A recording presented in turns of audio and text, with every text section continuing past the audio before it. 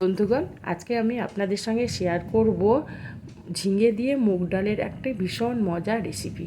আর এই জন্য আমি এই ঝিঙেগুলোকে এইভাবে বড় বড় পিস করে কেটে নিয়েছি, আর সঙ্গে নিয়েছি মুগ ডাল, আর নিয়েছি একটা টমেটো। এবার গ্যাসের মধ্যে একটা কড়াই বসিয়ে দিলাম। কড়াইয়ের মধ্যে দিয়ে দেব 150 গ্রাম মুগ ডাল। আমি সোনামুগ মুগ ডাল নিয়েছি। এবার এটাকে নেড়ে চেড়ে ভেজে নেব। আর মুগ ডালের সঙ্গে দিয়ে দিলাম একটা তেজপাতা। তেজপাতাকে যদি একটু কাঠখোলায় ভেজে নেওয়া হয় তাহলে তরকারির টেস্ট খুব ভালো হয়। এবার নেড়ে চেড়ে আমি মুগ ডালটাকে ভেজে নেব, একদম পুড়িয়ে ফেলবো না, শুধু সেন্ট বেরালেই হবে। এবার একটা বাটির মধ্যে ঢেলে নিলাম, ঠান্ডা করে নিলাম, তেজপাতাটাকে উঠিয়ে নিলাম। এবার জল ঢেলে দেব, 2-3 বার জল দিয়ে কচলিয়ে কচলিয়ে আমি ডালটাকে ধুয়ে নেব। ধুয়ে নেওয়ার পর আমি প্রেসার কুকারের মধ্যে দিয়ে দিলাম, আর সঙ্গে সেই তেজপাতাটাকে ধুয়ে দিয়ে দিলাম, আর দিয়ে দিলাম কয়েক ফোঁটা সর্ষের তেল।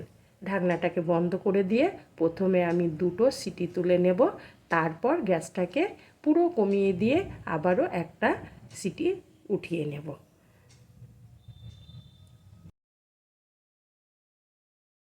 কুকারটাকে নামিয়ে রেখে আমি গ্যাসটাকে বের করে নেব, আর কড়াইয়ের মধ্যে দিয়ে দিলাম আবারও 3 চামচ সর্ষের তেল, আর 2টো শুকনো লঙ্কা, আর পরিমাণ মতো দিয়ে দিলাম গোটা জিরে। এগুলোকে একটু নেড়ে চেড়ে নেব। তারপর আমি এখানে দিয়ে দেব রসুন। আমি 1 চামচ কুচনো রসুন এখানে দিয়ে দিলাম। একটু নেড়ে চেড়ে নেওয়ার পর আমি এখানে একটা মিডিয়াম সাইজের কুচনো পেঁয়াজ দিয়ে দেব। রসুনের সঙ্গে পেঁয়াজটাকেও গোল্ডেন ব্রাউন করে ভেজে নেব।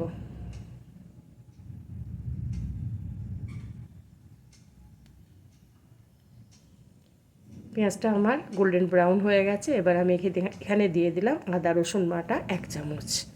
এবার আদা রসুনটাকে তেলের মধ্যে কিছুক্ষণ কষিয়ে নেব, আর দিয়ে দিলাম টমেটো, একটা মিডিয়াম সাইজের টমেটো।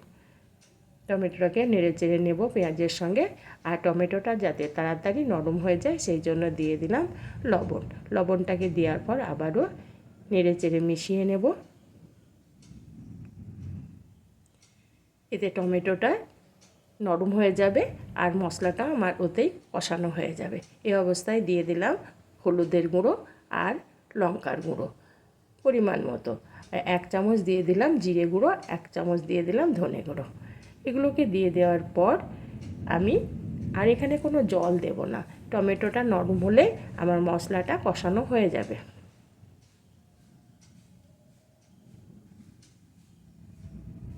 এভাবে আমি একটু নেড়ে চেড়ে মশলাটাকে টমেটোর সঙ্গে কষিয়ে নিলাম। এবার আমি এখানে দিয়ে দেব যে ঝিঙেগুলোকে আমি কেটে রেখেছি সেগুলোকে দিয়ে দিলাম।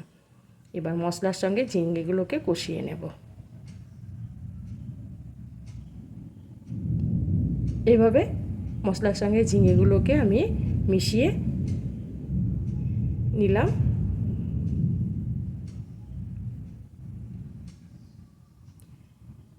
এবার এটাকে ঢাকা দিয়ে দেব। গ্যাসটা আমার লো টু মিডিয়ামে রাখা আছে। 3 থেকে 4 মিনিট পর আমি ফিরে এলাম।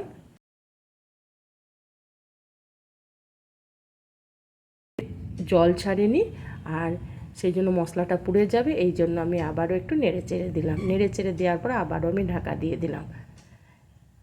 আবারও মিনিট 5 পর আমি ফিরে এলাম। দেখুন বন্ধুরা, ঝিঙেতে প্রচুর জল ছাড়ে এবং পুরোপুরিভাবে জলটা ঝিঙে ছেড়ে দিয়েছে, আর এইভাবে ঢাকা চাপা দিয়ে ঝিঙেগুলোও কিন্তু সেদ্ধ হয়ে গেছে।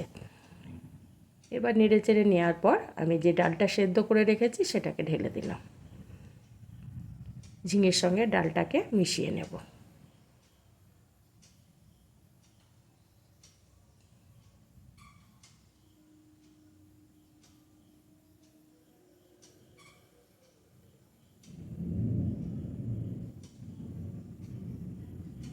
ডালটাকে আমি ঝিঙের সঙ্গে মিশিয়ে নিলাম, আর দিয়ে দিলাম চিরা কাঁচা লঙ্কা, আর আবারও একটু লবণ দিয়ে দিলাম। লবণটা দিয়ে দেওয়ার পর নেড়ে চেড়ে আবারও আমি এটাকে ঢাকা দিয়ে রান্না করে নেব মিনিট 3-4।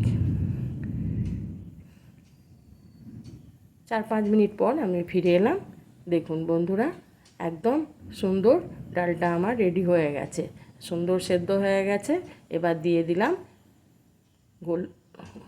গরম মশলা আর দিয়ে দিলাম 1 চামচ ঘি আর গরম মশলাটাকে দিয়ে দেওয়ার পর উপর নিচ করে আমি মিশিয়ে নেব। এবার আমি গ্যাসটাকে বন্ধ করে দেব। তারপর আমি এটাকে গরম গরম পরিবেশন করব। প্লেট একটা বাটির মধ্যে আমি উঠিয়ে নিয়েছি। এবার গরম ভাতের সঙ্গে আমি গরম গরম এই ঝিঙে ডাল পরিবেশন